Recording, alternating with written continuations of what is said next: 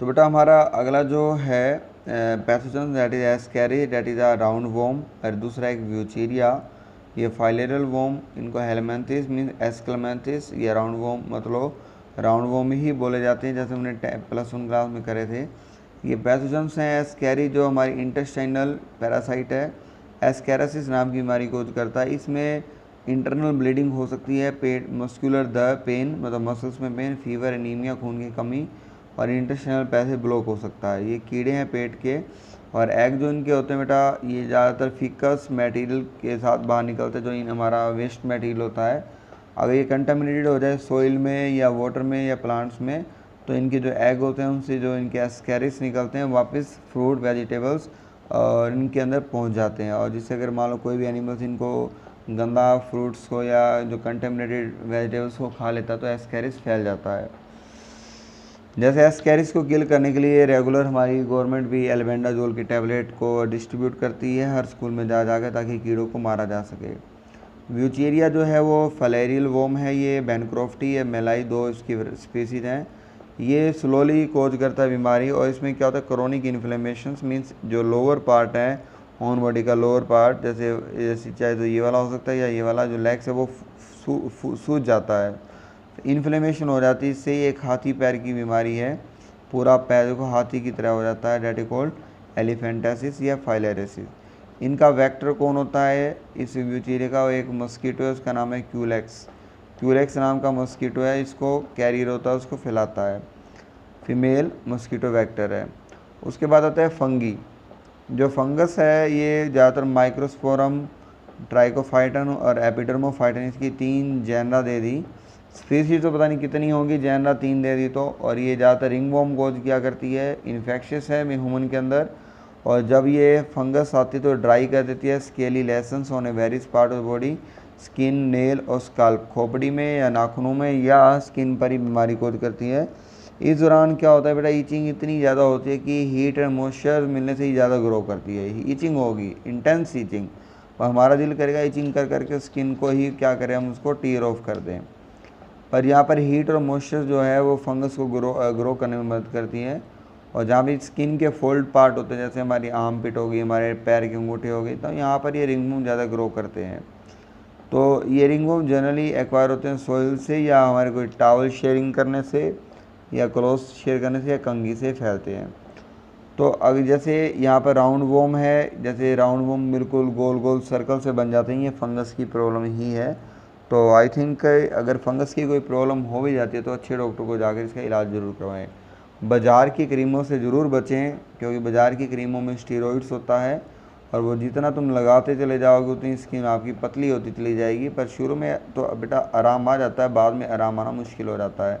अगर फंगस की प्रॉब्लम ज़्यादा ही कॉम्प्लिकेटेड हो जाए तो डॉक्टर को दिखाने में ही फ़ायदा रहेगा, ताकि डॉक्टर उसको देखकर कोई स्टीरॉइड टाइप की दवाई नहीं लिखेगा। मार्केट में बहुत सारी क्रीम्स आती हैं, आप अपने आप डॉक्टर मत बनिए फंगस के केस में, क्योंकि मेरे साथ भी एक ऐसा इंसिडेंट हुआ था कि मैं बाज़ार से क्रीम लाता गया और मेरी स्किन धीरे धीरे पतली होती चली गई। जब मैं डॉक्टर को दिखाने गया तो डॉक्टर मुझे धमका के था, ये क्या कर लिया अपनी स्किन का? मैं कहा सर बाहर से ली थी और लगाई थी। बेटा वो बोले कि इसमें बहुत ज़्यादा स्टीरॉइड्स होते हैं, आपकी स्किन को पतला कर देते हैं, इसलिए इनको यूज़ मत करो। तो कम से कम डॉक्टर की सलाह लें, और कुछ मेडिसन्स हो सकते हैं, टैबलेट कैप्सूल खाने पड़ सकते हैं अगर फंगस की प्रॉब्लम ज़्यादा है तो रहती है। देखो आज इन दिनों बारिश का टाइम शुरू हो चुका है, मानसून, तो अगर आप बारिश में भीग गए या पसीने से तर है आपकी बॉडी, तो आपको कपड़े चेंज करने चाहिए। उससे क्या होता है, फंगस को ग्रो होने में मदद मिलती है, ये बात ध्यान देना। और इन्हीं दिनों फंगस ज़्यादा ग्रो करता है। अब हम मेंटेनेंस ऑफ पर्सनल और पब्लिक हाइजीनिक क्यों ज़रूरी है? मेंटेनेंस इसलिए ज़रूरी है ताकि इन्फेक्शन डिजीज़ को रोका जा सके, और बॉडी को साफ़ रखना ज़रूरी है। पब्लिक हाइजीनिक बहुत ज़रूरी है, प्रॉपर डिस्पोजल और वेस्टेज का होना ज़रूरी है, टाइम टू टाइम सफाई होनी ज़रूरी है, टाइम टू टाइम पानी को डिसइंफेक्टेंट करना ज़रूरी है, या सीज पूल या पीरियोडिक इनको टैंक्स को साफ़ करना बहुत ही ज़रूरी हम इनको मानेंगे।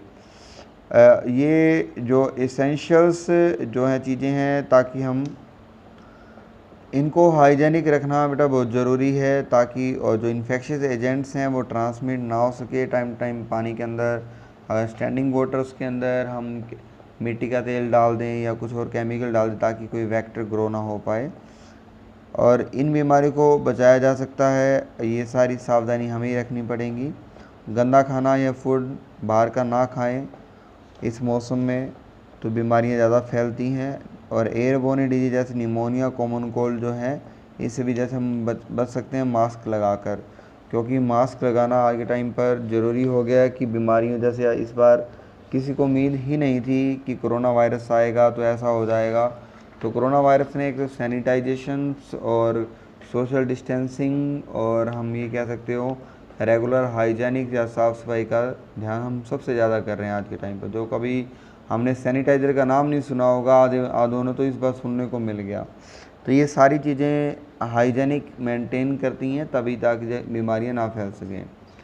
तो मलेरिया, फाइलेरियासिस जो ट्रांसमिट होते हैं वेक्टर के द्वारा, तो वेक्टर जहाँ भी से बनते हैं उनको डिस्ट्रॉय किया जाए। जैसे पानी, खड़ा हुआ पानी है रेजिडेंटल एरिया के आसपास, उसको साफ़ करना चाहिए। घर में जो कूलर है उनका पानी टाइम बदलना चाहिए। मच्छरों से बचने के लिए नेटों या आजकल एक फ़िश ऐड की जाती है तालाबों के अंदर या लेक के अंदर, गैम्ब्यूशिया नाम की, इंपॉर्टेंट है गैम्ब्यूशिया। तो ये मस्कीटो के लार्वा को फीड करती है, के ऊपर फीड करती है तालाब के अंदर या पॉन्ड के अंदर, ताकि ये मर जाएं, वो उनको खाया जा सके और ताकि हम कोई केमिकल इंसेक्टिसाइड कम से कम यूज कर पाएँ।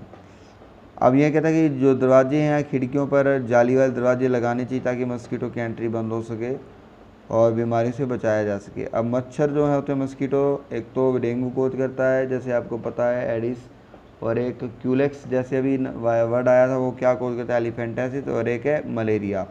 ये मच्छरों के द्वारा ही बीमारी फैलती हैं। डेंगू, चिकनगुनिया, हमारे इंडिया के काफ़ी पार्ट में बीमारियाँ टाइम टाइम फैलती रहती हैं। और देखो जो बायोलॉजिकल जो साइंस है, इनका जो एम हो चुका है कि इन्फेक्शियस डिजीज़ को कंट्रोल कैसे किया जाए।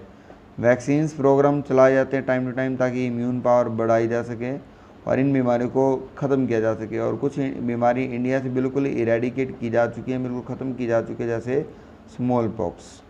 अब धीरे धीरे इनके वैक्सीन्स और बीमारियों के वैक्सीन बनाए जा रहे हैं, पोलियो, डिप्थीरिया, निमोनिया, टेटनस, ताकि वैक्सीन बनाकर इनको कंट्रोल किया जा सके।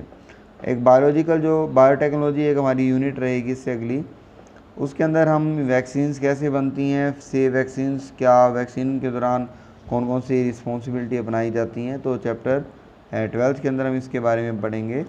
तो यहाँ पर आपने पैथोजेंस से रिलेटेड इंफॉर्मेशंस सारी इकट्ठी करनी है और इनको अच्छी तरह से टॉपिक ये तैयार करना है पैथोजेंस का।